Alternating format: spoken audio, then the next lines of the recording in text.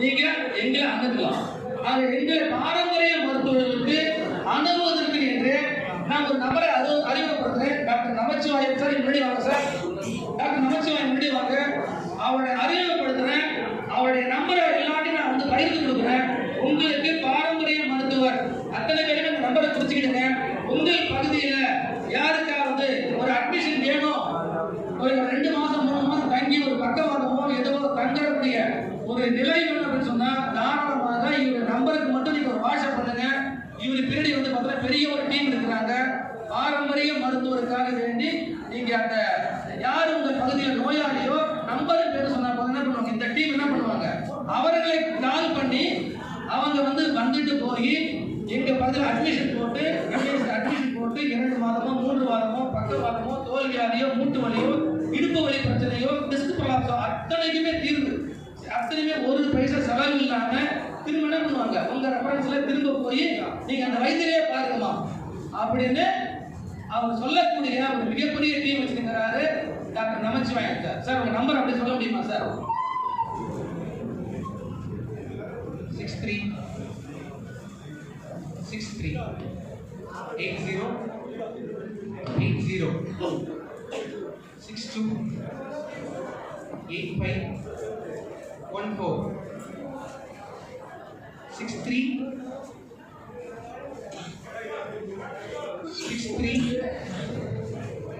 80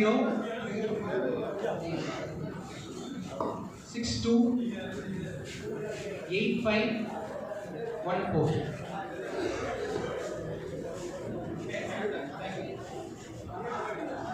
ஏன் தெரியுமா அவர் அறிமுகப்படுத்துறேன்? நேற்றுக்கு இவர் மருந்தெல்லாம் கத்துட்டு இருந்தாரு. அப்ப நான் இன்னைக்கு காலையில ஃபீட்பேக் கேட்டேன். தம்பி இன்னைக்கு மருந்தெல்லாம் கத்துக்கிட்டீங்கல்ல, நீங்க என்னப்பா செய்ய போறீங்க சார்? அவ்வளோ மருந்து சார் அப்படின்னா எங்களுக்கு வந்து ஆச்சரியமா இருக்கு சார். இதற்காக நாங்கள் வந்து என்ன வேணாலும் சாக்ரிஃபைஸ் பண்ணலாம் சார். இந்த வார்த்தை எப்படி இருக்கு? அந்த பாரம்பரிய மருத்துவடைய அந்த நாலேஜுக்கு நாங்கள் வந்து என்ன வேணாலும் சாக்ரிஃபைஸ் பண்ணலாம் சார். அப்ப என்ன வேணாலும் சாக்ரிஃபைஸ் பண்ணல, வாங்க நீங்க அவருக்கு துணை இருந்து அவருக்காக வேண்டி முழு நேர வாழ்க்கையில முழுக்க துணை இருக்கும். ஒரு பலத்தை ஒரு கரவழி கொடுங்க சார். இறுதியாக ஒன்று சொல்லி முடிக்கிறேன். அதே மாதிரி தங்களும் இருக்கக்கூடிய ஏதாவது ஓலைச்சுவடிகளை நீங்க வந்து நீங்க அரசாங்கத்திற்கு கொடுக்க வேணும்னு சொன்னா எங்களுடைய அமைப்புல ஆயுஷ் அமைப்புல வந்து பாத்தீங்க அப்படின்னு சொன்னா சிசிஆர்எஸ் இருக்கு, central for technology in traditional sorry central council for research இன் சித்தா அப்படின்னு சொல்லி சிசிஆர்எஸ் இருக்குது. அந்த சிசிஆர்எஸ்ல ஒரு ஸ்கில் என்ன பண்றாங்க, ஆக்சுவலா வந்து ஓலைச்சுவடிய உங்களுக்கு அழகா உள்வாங்கி அதை ஸ்கேன் பண்ணி அதை பதிப்பிச்சு உங்களுக்கே கொடுக்குறாங்க.